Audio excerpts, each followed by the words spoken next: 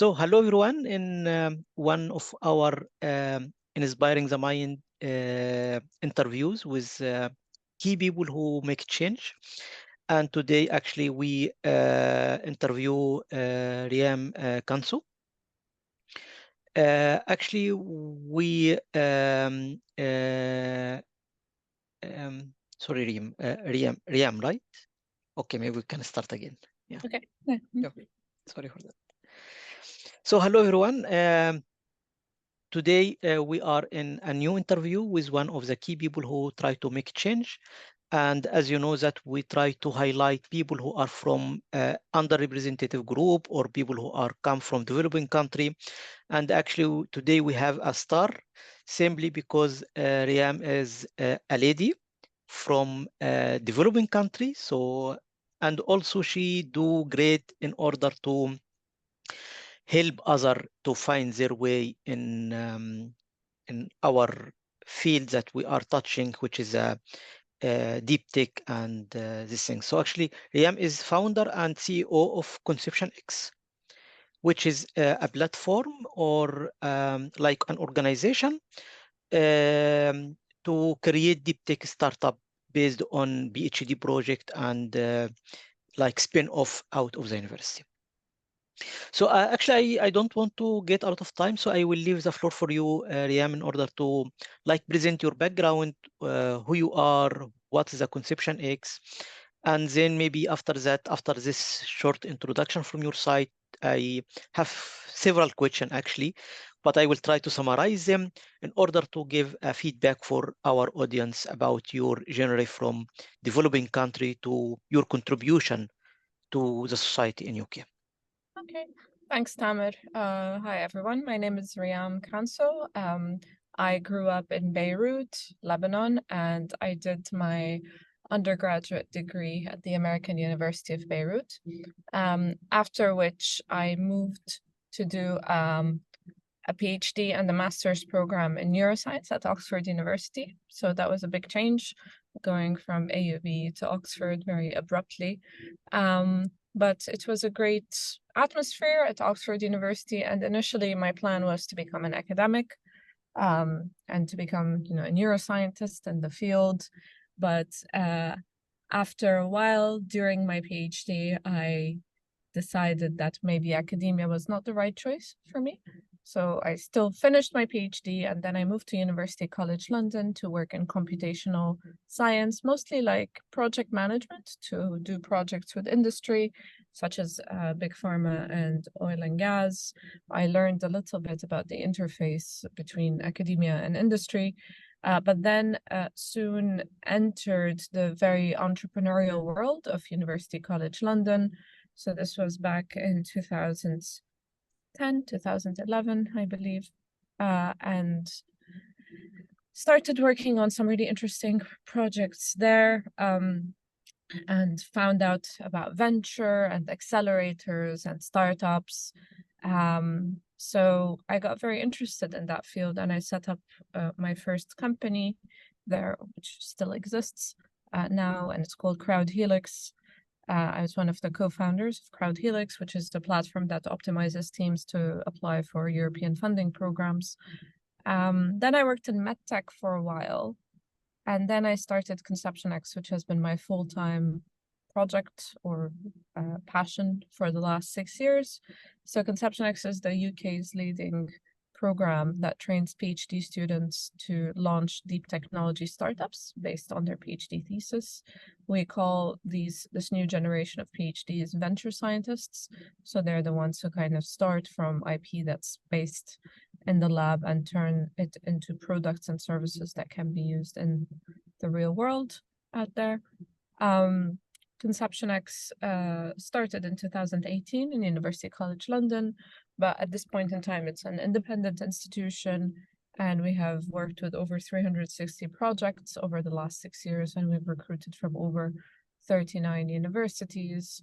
Our startups have raised more than £60 million to date. That's probably going to be 100 million by the end of the year. And more importantly, it's just a very inspiring activity to see the lives of these PhD students change to become founders and create new products and services that are under the Tech for Good umbrella. So that's the overall view, but I'm sure, Tamer, you have more questions about Yeah, that. actually, I just impressed because before we start this interview, I didn't ask about the size of the startup that you are supporting, and I just impressed with the number that you are saying. So you are aiming by the end of this year to reach 100 million. Yeah, so 100 million in capital raised by the startups, not Okay, 100 not by you, of million. course, not by you, but by the Right. startup. So actually, this is show how you are powerful.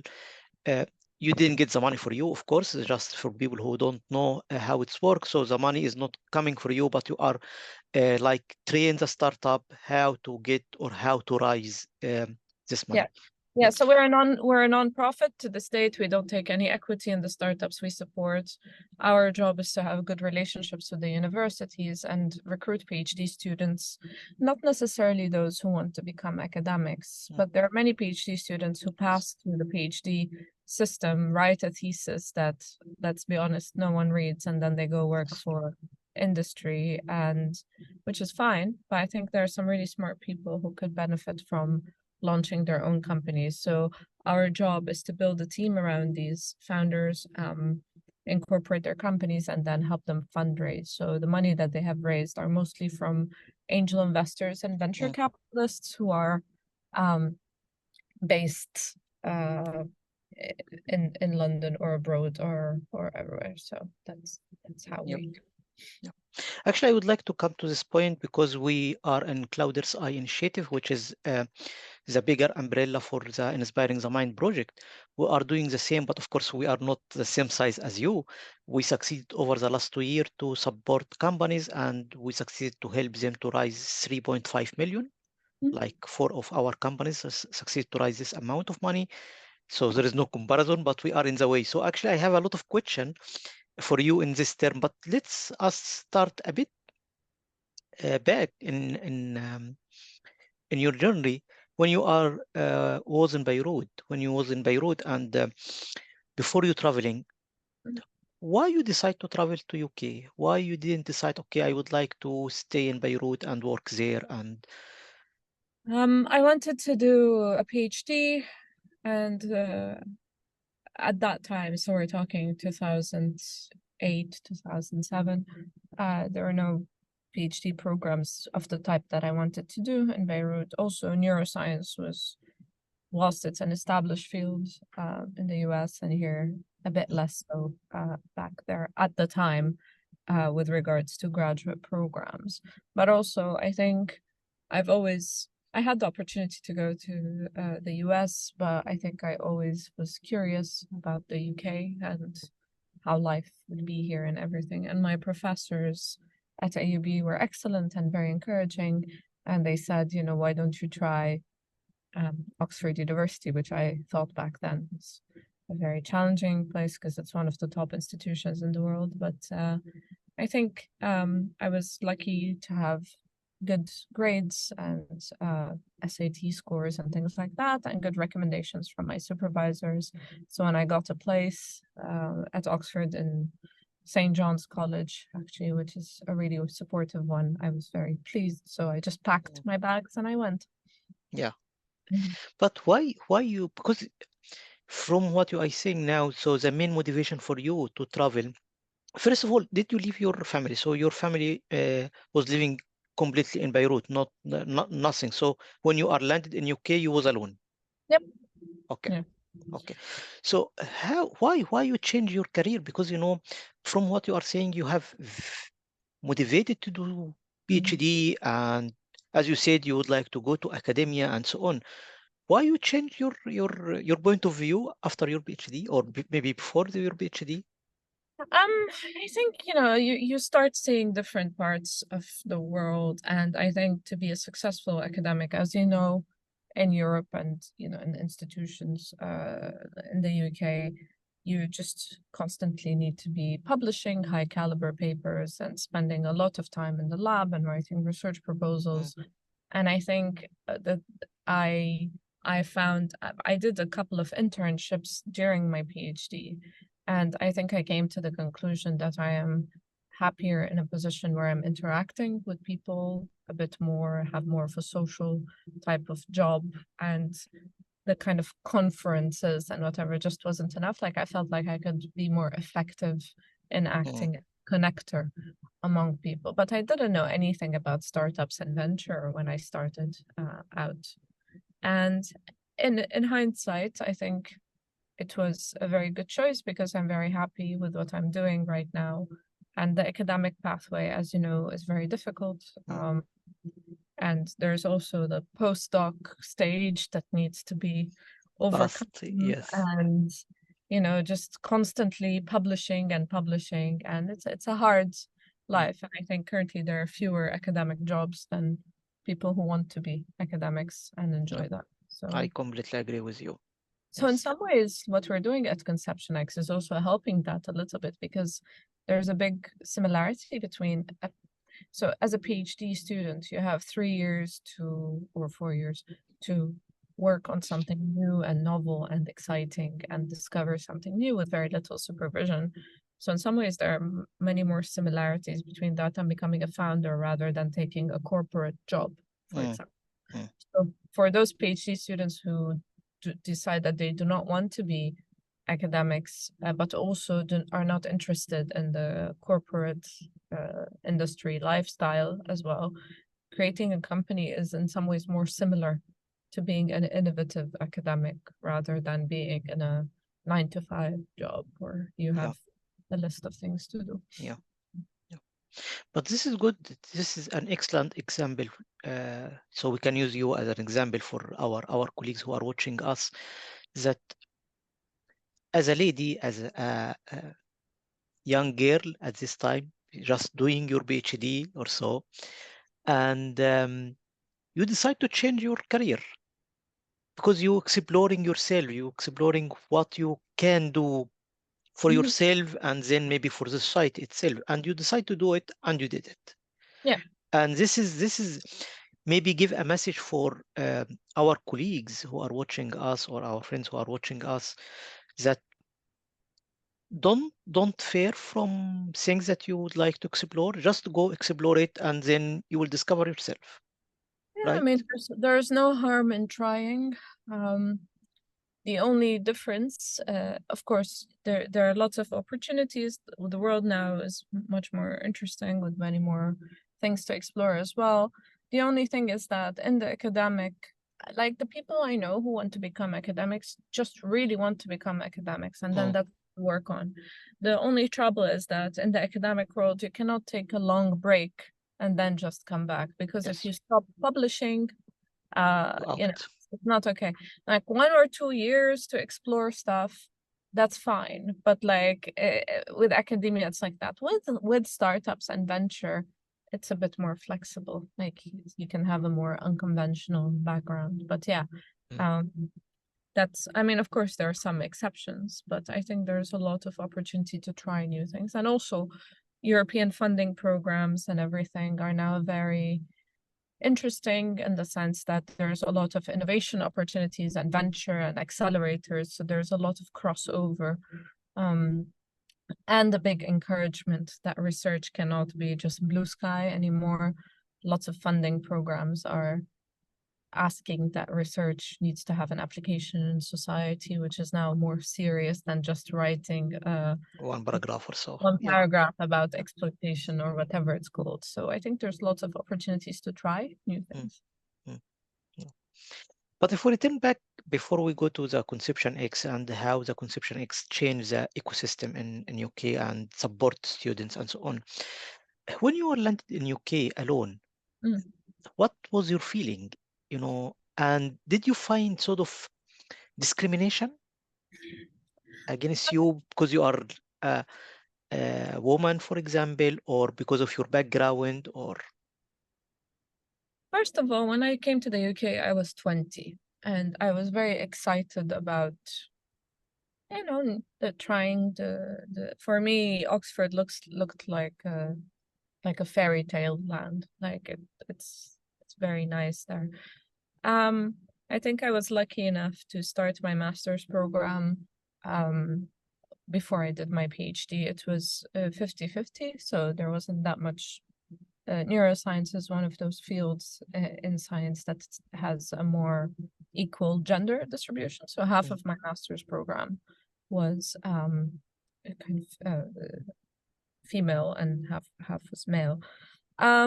So I didn't experience that kind of sexism at the PhD level. I think just kind of slightly later on, like as everybody, but there are no extreme cases. When you start working in the workplace, tech and science are still mm, male dominated. And I think there are some issues at the beginning, but not necessarily because I was a woman. It was also because I was very young and a mm. woman. Because people just think that you don't have Qualified or qualified or the right expertise and yes. everything, but like nothing like that.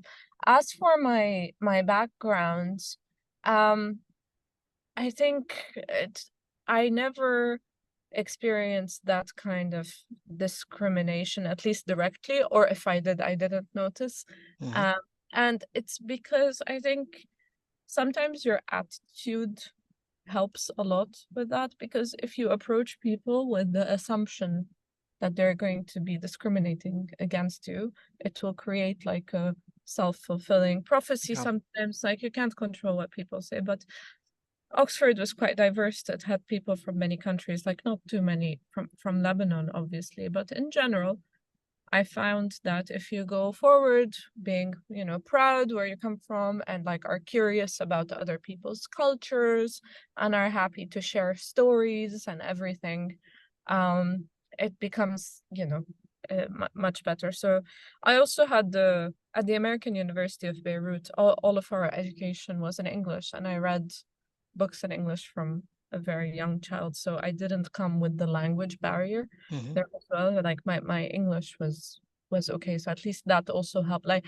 not in the kind of discrimination, but everybody understood me what I was talking and didn't think that I had a very strong accent, which kind of helps the initial part as well.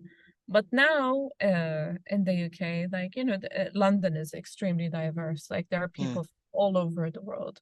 And if I tell someone I'm Lebanese, the first thing they say is I really love Lebanese food, and that's it. mm, Then we start talking. So I don't know. But it's not that discrimination doesn't exist. mm. I'm sure it hasn't, but I think I just decided to ignore a lot of things and just kind of go on with my work, like and Yeah, and you still have this open mind things like, speak loudly, speak, accept each other, and then, yes, I yeah.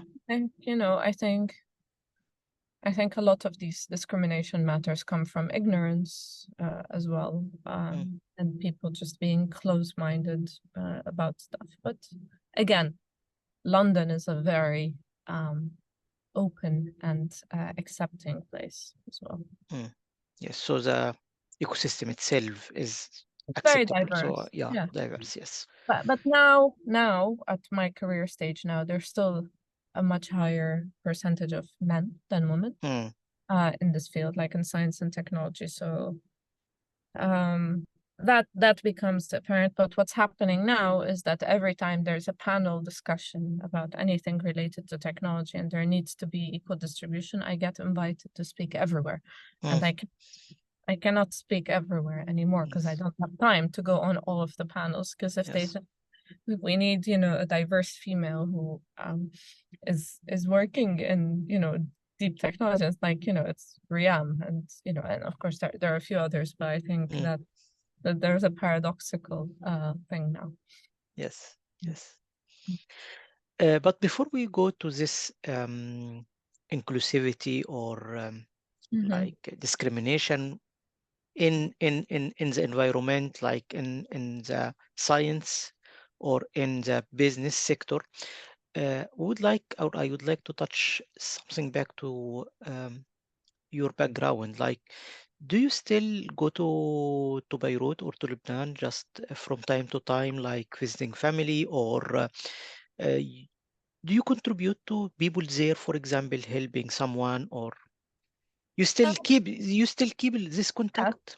Yeah, so I go every year. I was asked to be on one of on a board on the Lebanese American University Mm. activities as well. When there are Lebanese people who come here, I try to support them, but like not in any, systematic way, just whoever needs help, I do it.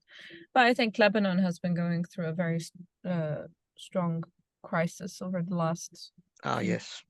So, there's been the financial problem, then we had the explosion a couple of years ago, and now there's just a complete meltdown in the financial and work institutions. So there's a bit of a hiccup there, and me, just like it's more than a hiccup. I mean, what's that word? Um, Me, in addition to a lot of expats, just try to help by, supporting people back home. So hopefully that Mm. will as well. Yeah, yeah, yes. But if we return back to this point that about discrimination in science field in general against a woman, and I know I am aware, but since you are a woman and working in the field of business support or accelerating a startup, uh, I am aware that there is sort of again gap between male and female in this field. So do you kind of like a bit of reflection here, like how you can see this gap in the business sector between male and female? Um, so I think the biggest disparity now is in the investors. Mm. There are many more male investors than women, but Okay. but and that is because this is something that's systematic with venture capitalism and everything. The traditional jobs were from finance or founders, and that these things take a longer time to change. And I think what happens is that the research shows that there is a so there's a bias in that, and then companies that get funding, males are still getting more funded than females. For example, Because the investor are male. well, we can't, it's a correlation, but I think these things just kind of tend to repeat themselves. There are many things. It's not just because the investors are male. I think research also shows that if you have two job descriptions and you have the essential criteria, women will only apply to the job if they have all of the essential criteria because they Mm. take it literally, whereas men will apply even if they have half of the essential criteria. Mm. And as a result, more things Mm. happen. And in the Yeah. same way, it starts with that, but then it starts with like founding a company, which is a very ambiguous job. And I think fewer women were likely to kind of make the jump to become entrepreneurs as well, because they probably think that they're not qualified when in fact it's a job that requires a certain attitude and risk. So that was happening. Now we're making changes to hopefully close the gap, because Mm-hmm.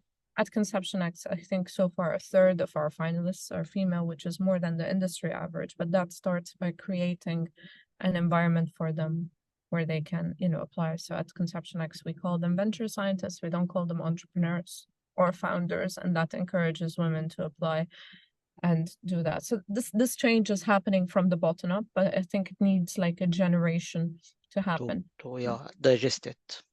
And it's not like a quota or selecting like there has to be, these things help, but I think a more um like systematic change happens from the bottom to do the work to make women feel confident to apply and to do these things. Mm. Now with the investors and the venture capitalists, I think there are lots of initiatives now to train venture capital to train more women to become investors and venture capitalists. And these things take a while, like it's happening in London and in the US, but hopefully that will change. So I think we probably need a generation to make these things a Mm. little bit more equal.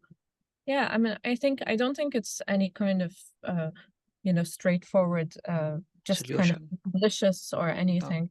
It's just that people like familiar things and people like things that look like them, so the same patterns Mm. and Mm.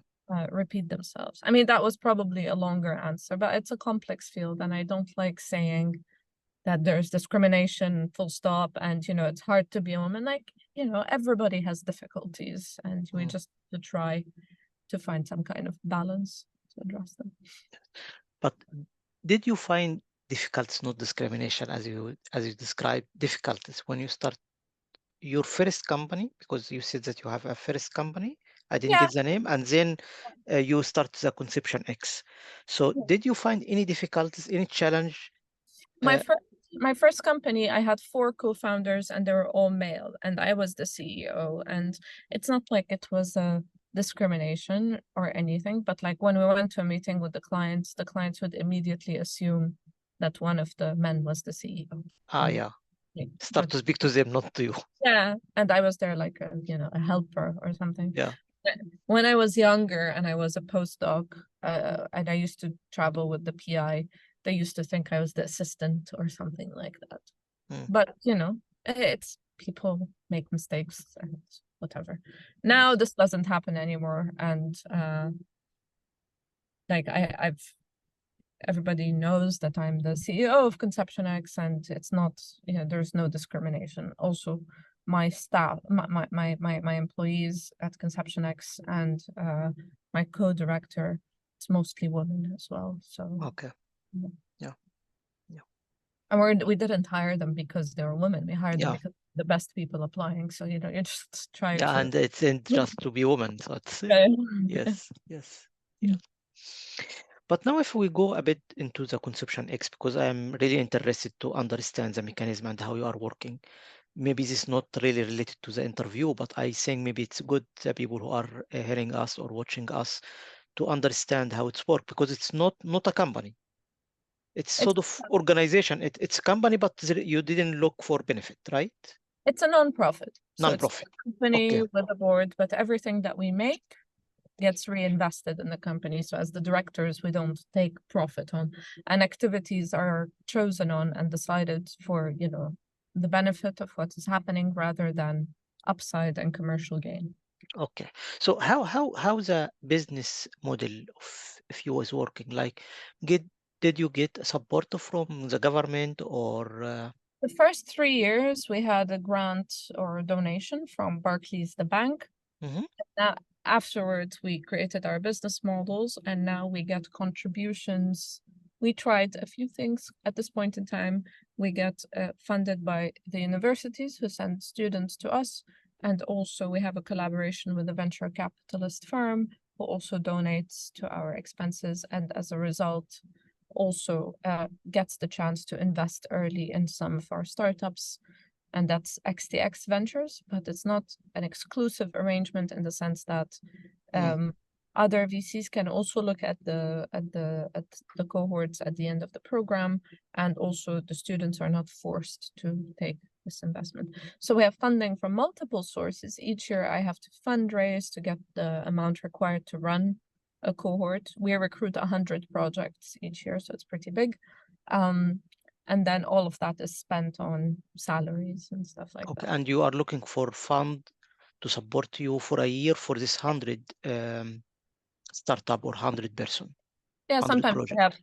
sometimes we have 2 or 3 year contracts or Yeah. sponsorships, and then they help us. But each year I have to have the minimum to run the company. But this is a lot of work in order to get I Yeah, think it's considerable amount of money in order to support your staff running yeah, such a program. yeah. So it's a lot of work to get this money. Yeah, but also it's good for us not to have the money from one person, because then we can Mm, be totally independent. If one yes, individual or entity funds you, then you have to report to them, and we don't do that. It's yes. very important for us to remain independent. But yes, that's my main job. It's to find money for a year, Mm, each year. And yeah, it's hard to fundraise for a nonprofit. It's easier to find money if people make profit for them, but yes, to find people who just want to pay for a service or a donation, it's quite hard. yeah. But you asking government institutes or you are asking like companies, business people, investor to We support don't you? take money. We don't take money from corporates Mm? at this year, because it's things have changed, and I think we have to protect the intellectual property of the students. We cannot make a complete. Yes, yeah. So our money comes from public sector normally, Mm, and the venture capitalist who has no interest in sponsoring the IP or something. They just want to invest in these companies, which is better for us. Yes, yes. Yeah, I got it. Because if you ask for from money from company, they Yeah. somehow own the IP. So Or that they can be a want some problem. kind of arrangement, but for us, it's very important to protect the IP and Yes, for also to big. maintain the trust. So I cannot have a collaboration with a corporate where they suddenly own the IP of all of these small companies, which is the result of 3, 4, 5 years of research at the university. Like it's Mm, unfair. So yes, yes. But what about the PhD students themselves? So did you find any challenge to reach them, or it's easy to go and meet them and get them no, in? so it's very hard to reach them through social media channels or stuff because Mm, PhD students as an entity, they're very diverse. Like they don't go to the same places, they don't consume the same products, and you can't just find PhD students. So, and also many PhD students don't open emails from the innovation department of the university. mm. And they just don't. So we found out that students open their emails if it comes from their academic supervisor or from the head of department. So you are going to them through the academic supervisor or the head. Okay. Because if your Yeah. supervisor sends you an email, you will open it. Of course. Yeah. But everything else, it's a bit harder, right? Because they Yeah. don't, like from the student body or whatever, unless it's something super relevant, they don't open it. Like we Mm, have the data.